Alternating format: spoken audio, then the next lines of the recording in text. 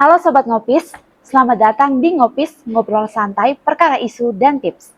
Bersama saya Elsa yang akan menemani kalian ngobrol santai tapi tetap bermakna seputar dunia kesehatan.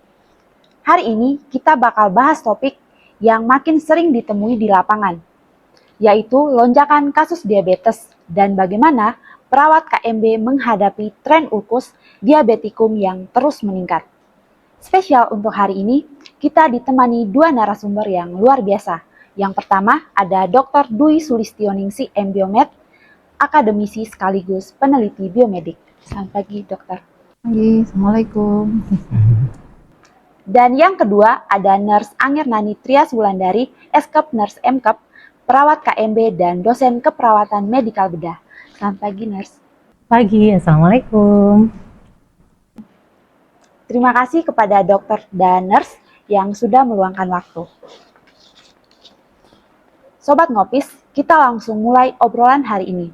Dokter dan juga nurse, belakangan ini kasus diabetes semakin melonjak. Dari sudut pandang nurse dan dokter, sebagai akademisi dan peneliti biomedis, apa faktor terbesar yang membuat angka diabetes meningkat begitu cepat? Saya dulu sedikit ya. Kan kalau diabetes mellitus sendiri, mungkin kalau adik-adik sudah paham ya, kalau itu adalah kondisi di mana ada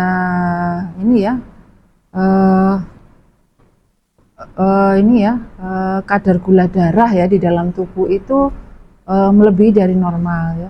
Memang akhir-akhir ini memang melonjak ya.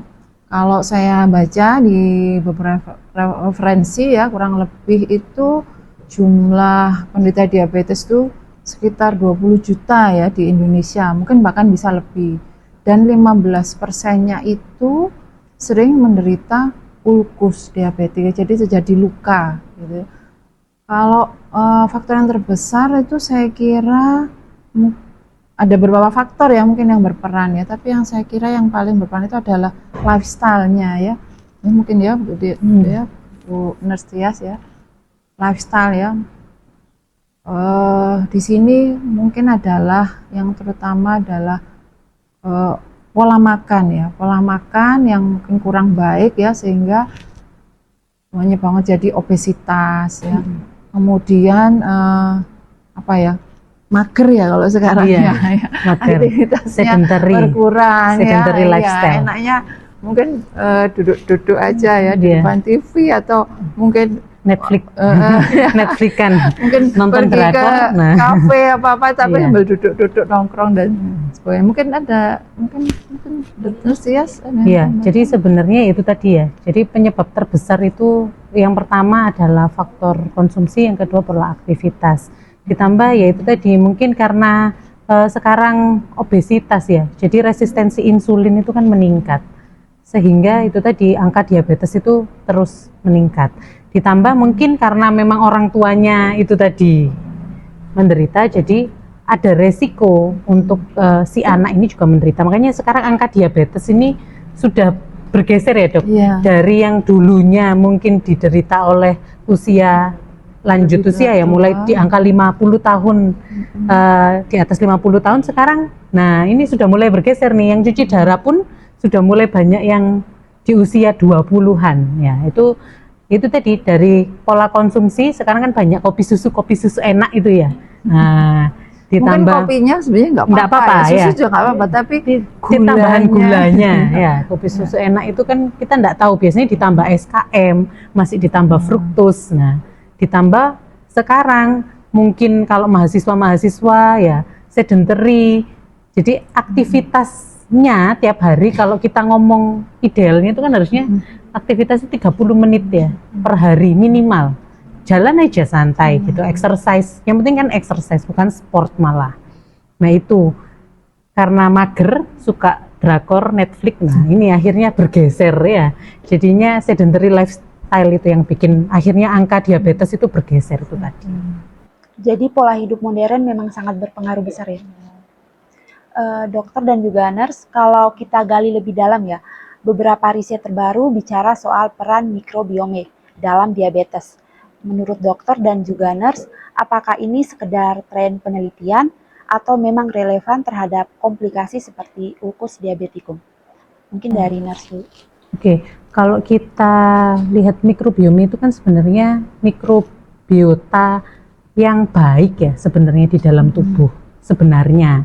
Cuma itu tadi sebenarnya masalahnya karena risetnya akhirnya menghubungkan antara apakah diabetes ini menyebabkan disbiosis antara mikroorganisme yang baik dan mikroorganisme yang buruk itu tadi tidak seimbang, sehingga itu tadi penelitian terbaru mungkin meneliti tentang itu. Jadi makanya kalau sebenarnya sekarang banyak ya, coba nanti adik-adik lihat ya, moisturizer itu mengaktifkan mikrobiome.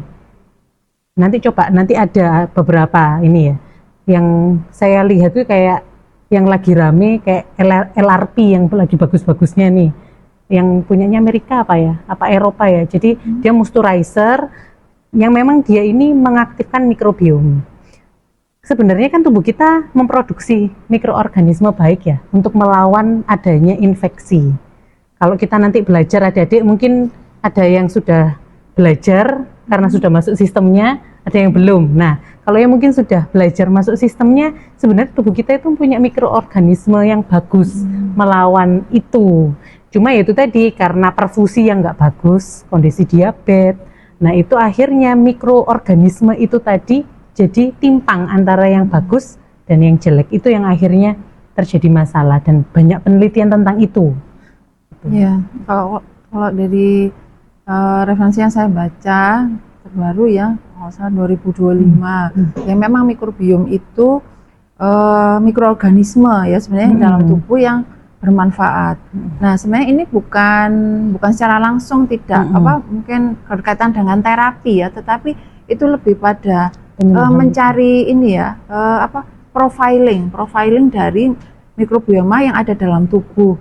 Nah, itu bagaimana kalau orang sehat, bagaimana orang sakit. Nah, kemudian ini ternyata dari penelitian itu ternyata dari pasien diabetes, kemudian mungkin yang sudah punya ulkus itu, nah ternyata itu mikrobiom tertentu ternyata yang lebih banyak. Sedangkan kalau dibandingkan dengan orang yang non diabetik itu ada mikrobiom yang lain gitu. Nah, jadi ini mungkin bisa sebagai mungkin deteksi dini ya, atau screening awal. Dan bisa juga nanti kedepannya bisa memprognosis kalau ternyata mikrobiom tertentu ya, misalkan kalau nggak salah itu ada Staphylococcus aureus, itu kalau jumlahnya lebih banyak dibandingkan yang secara normal, lah itu nanti akan bisa menimbulkan infeksi atau inflamasi ya, sehingga bisa menimbulkan penyakit.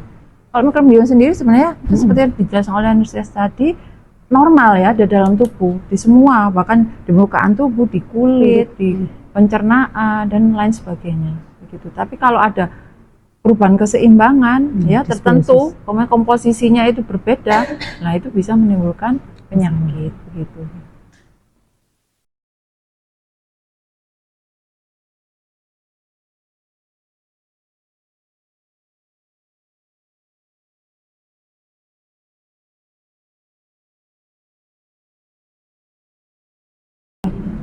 Ya mungkin ini ya, kalau untuk infeksi memang kan umumnya diberikan terapi antibiotik.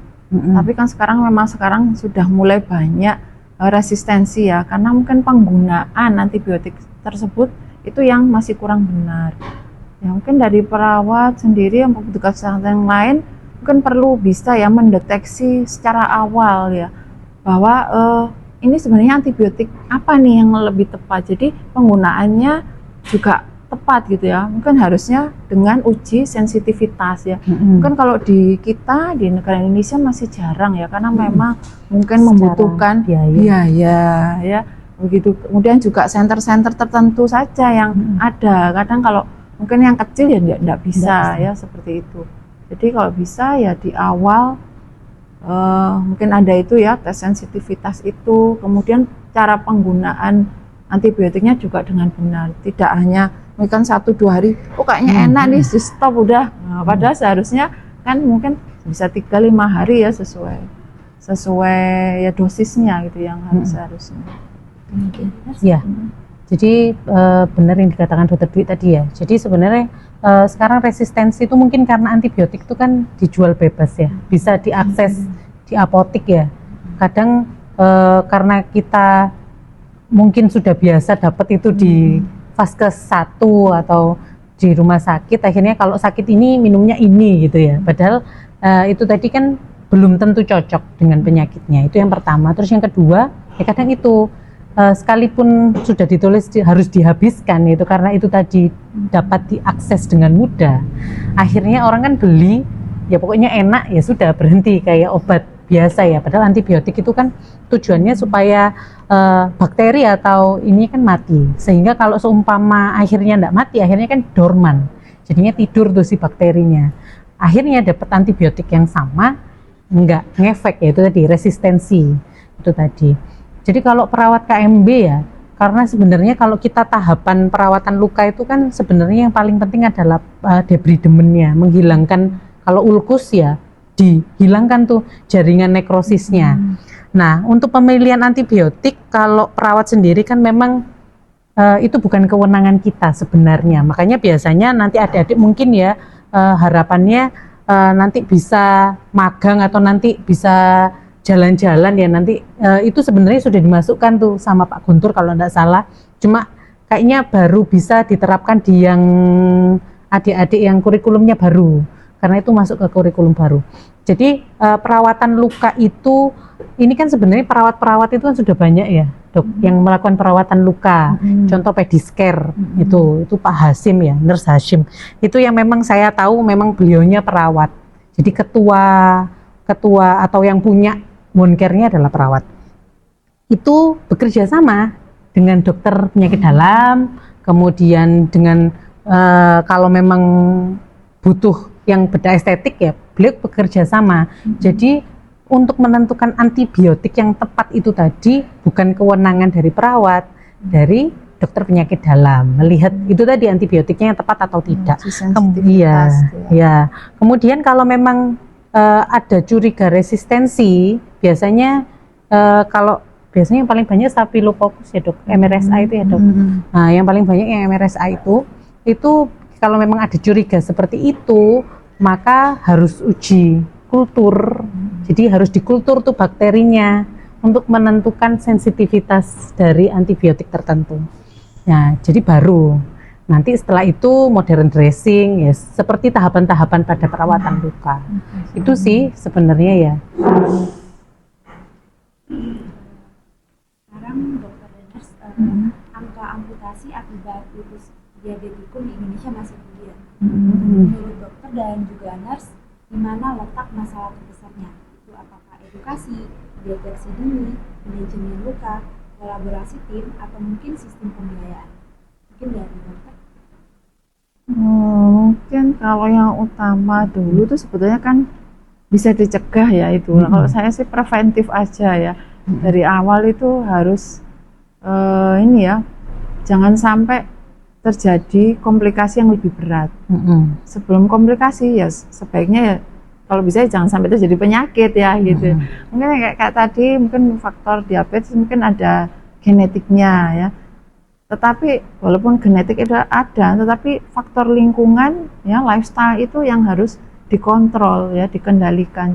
Jadi walaupun secara genetik ada, kalau lingkungan lifestyle-nya itu bisa dikendalikan itu tidak akan muncul gitu loh. Kan kadang ya kita memang nggak bisa ya menghindari, kalau genetik kan memang herediter itu mungkin dari orang tua kita ya, nenek, kakek ya mungkin ada. Mungkin kita juga membawa, tetapi ya itu tadi kita harus mengontrol lifestyle itu. Ya, saya kira mungkin lebih ke pencegahan ya, dan oh ya satu lagi untuk mencegah itu juga perlu edukasi ya. Edukasi itu pada masyarakat ya, mungkin yang masih banyak mungkin misunderstand misalkan bagaimananya ya, itu mungkin perawat harus lebih bisa karena lebih dekat ke ini ya, ke pasiennya ya gitu. Mungkin itu. Dari nurse? Iya. Jadi ulkus diabetikum itu kalau kita tahu kan itu satu komplikasi ya. Itu tadi.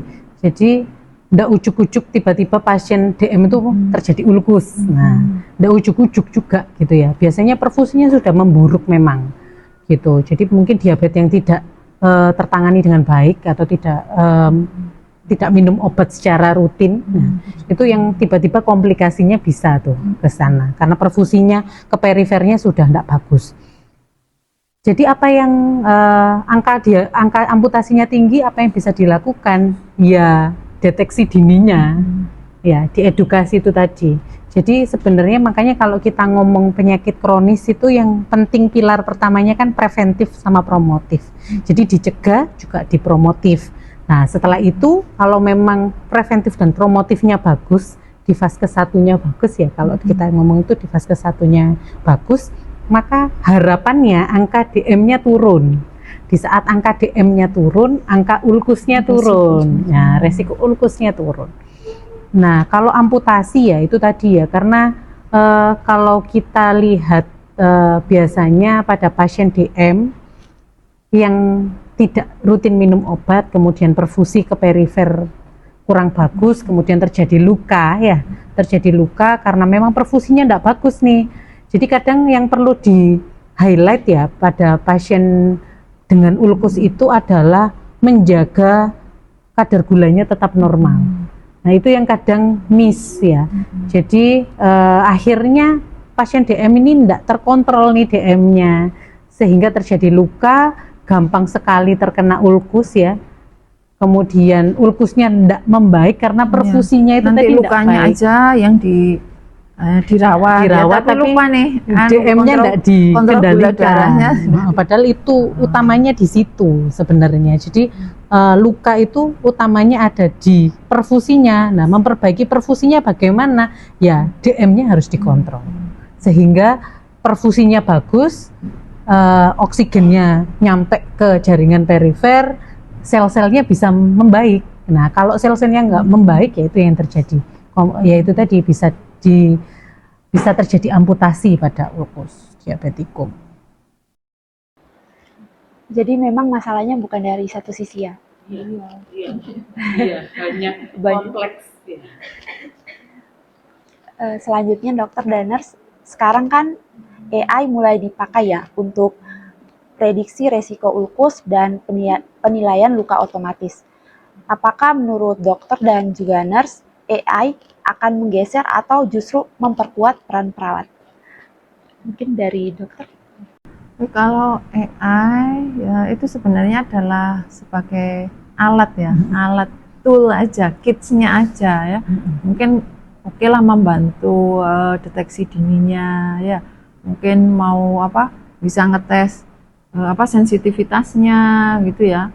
Atau gimana lah kadar maksudnya lukanya itu sampai mana gitu. Tetapi untuk kalau perawatannya sendiri saya kira tidak bisa ya digantikan dengan AI ya. Karena kan ya perlu tahap-tahapan itu kan tidak perlu tidak bisa ya digantikan dengan mesin ya untuk inilah ya yang alat canggih apapun ya gitu. Tapi kalau untuk untuk membantu lah, mendukung gitu aja.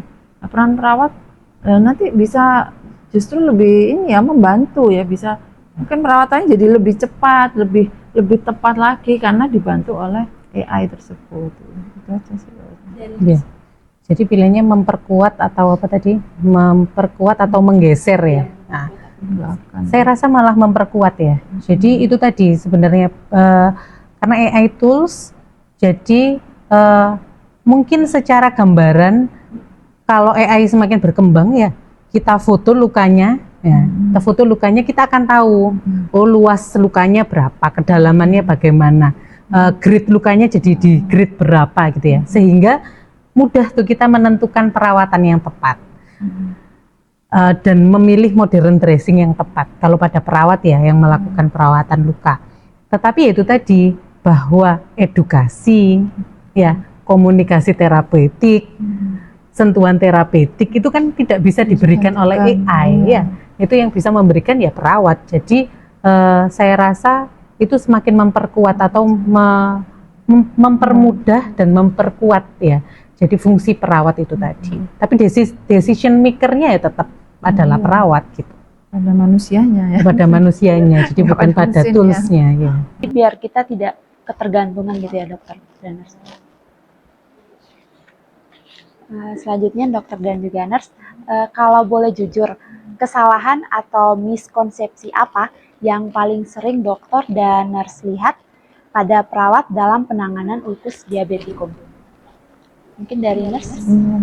Ya, miskonsepsi sebenarnya ya karena yang kadang itu yaitu tadi kadang kita lupa bahwa dirawat saja lukanya tetapi tidak diperhatikan akar masalahnya. Jadi sebenarnya akar masalahnya ada di mana? Itu yang perlu diedukasi ke pasien. Kadang pasien tuh enggak tahu, ya wis penting saya ulkus dirawat sudah gitu ya. Tetapi Maunya tidak sembuh. iya, maunya sembuh dengan Inginnya. cepat nih gitu ya. Nah, yang perlu diedukasi itu tadi. Jadi peran perawat itu mengedukasi bahwa faktor utama yang mempercepat kesembuhan itu tadi bukan hanya perawatan luka yang baik gitu tadi. Kalau tahapan saya rasa sekarang perawatan luka itu semakin modern ya. Ditambah dengan klinik-klinik wound care yang semakin banyak ya. Jadi pilihannya sekarang sudah banyak. Kalaupun nanti keluar dari rumah sakit dengan ulkus pun untuk dirawat di luar itu sudah ada pilihannya ya dok. Kalau daripada Di dulu rumah ya pun iya. di rumah pun itu bisa Bisa. dilakukan. Jadi perawatnya datang ke rumah untuk merawat luka. Cuma ya itu tadi yang perlu diedukasi bahwa faktor utamanya itu adalah perfusi yang bagus sehingga kontrol DM-nya yang harus bagus gitu. Itu yang kadang miss ya. Jadi miss diedukasi. Jadi mungkin perawatnya tahu tetapi tidak diedukasi sehingga perubahan lifestyle kemudian kepatuhan minum obat itu yang kadang sama pasien masih diabaikan gitu. Itu sih kalau saya. Ini saya kira saya setuju juga dengan Nurse Rias ya. Memang mungkin yang utamanya adalah edukasi ya, penjelasan yang benar ya pada pasien. Kadang-kadang kan kalau di orang Indonesia kan juga ini ya apa? Oh, ini tetangga saya, ini ke sana, ini menggunakan pakai daun ini, pakai obat ini. Nah itu padahal ini ya Pak bisa sembuh lah kan macam-macam ya penyakitnya pada masing-masing orang tersebut ya. Kemudian mungkin kalau ya sama-sama ulkus diabetes ya grade-nya ya itu berbeda-beda ya, mungkin kadar gulanya juga berbeda-beda. Nah, itu yang harusnya perlu lebih ditekankan ya, dikontrol ya, dan diedukasikan kepada pasien dan mungkin anggota keluarganya. Jadi kuncinya di edukasi ya. Iya.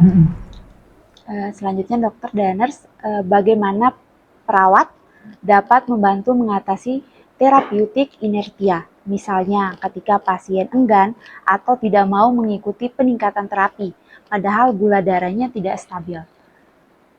Mungkin dari dokter. Gimana ya? Kan lebih ini ya, lebih komunikatif gitu ya kepada pasiennya ya, disempatkan waktu untuk benar-benar menjelaskan ya, ini penyakitnya itu begini jalannya, nanti kalau tidak diatasi kadar gula darahnya nanti jadi komplikasi ya macam-macam. Nah itu akan membutuhkan apa, terapi yang lebih kompleks lagi, perawatan yang lebih sulit lagi. Nah, sebelum terjadi itu makanya harus apa ya, lebih edukasi itu tadilah saya kira itu yang penting ya, mungkin dengan komunikasi yang baik ya, empati ya. Itu mungkin Ya. Jadi sebenarnya kalau kita ikut beberapa penelitian sudah banyak ya Mbak, maksudnya bagaimana meningkatkan kepatuhan ya pada pasien, baik itu penyakit kronis biasanya ya, baik itu DM, hati ya. Jadi pilihannya banyak. Sebenarnya edukasi pada saat gini, bedanya kalau kita mengedukasi dengan mendampingi itu kan berbeda ya. Jadi kalau kita edukasi sekali nih pasiennya pulang atau ya ini penderitanya pulang terus kadang lupa tuh di rumah ya. Makanya kadang ya itu tadi perlu monitoring gitu ya. Perlu monitoring, perlu monitoring. Kemudian apalagi kalau mungkin yang sudah lansia ya, mungkin bisa peer support group ya. Jadi ada teman sebaya sesama lansia ya yang nanti sebenarnya peer support group ini tugasnya apa. Jadi nanti kalau sekarang kalau lansia kan nggak ngapa-ngapain ya Mbak kadang di rumah ya. Nah makanya itu butuhnya peer support group, jadi bisa aktivitas barengan. Nah ya, kalau di edukasi, jadi enak nih kalau di edukasi satu bisa memberikan edukasi kepada yang lain. Kemudian satu temannya bisa memberikan kalau ini nanti gini loh gitu ya. Nah itu jadi, nah itu sebenarnya itu menjadi salah satu pilihan ya. Untuk makanya kalau seumpama kita ngomong kepatuhan itu caranya banyak ya, dan banyak sekali penelitiannya sebenarnya yang bisa dijadikan rujukan, karena itu tadi sebenarnya monitoring berkalanya yang perlu. Jadi kalau edukasi oke, tapi kalau tidak dimonitoring berkala nih ya resistensi, jadi resistensi knowledge-nya yang harus dijaga gitu. Oh baik Dokter Daners, tidak terasa ini kita sudah sampai di penghujung ya. Ini sebagai penutup aja ini, Dokter Daners, jika dibayangkan ya peran perawat KMB di tahun 2030 ketika teknologi wound care semakin otomatis dan berbasis AI. Itu bagaimana bayangan dokter dan juga nurse?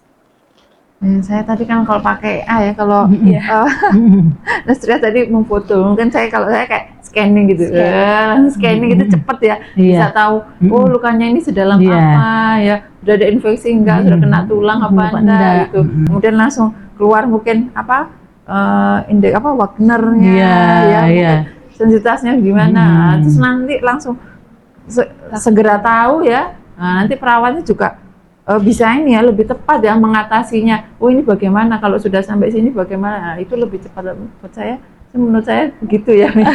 Bayangannya. Saya kira nanti akan memperkuat gitu loh. Jadi cepat ya, cepat dan tepat gitu ya. Cepat dan tepat ya. Ini dari nurse-nya. Iya.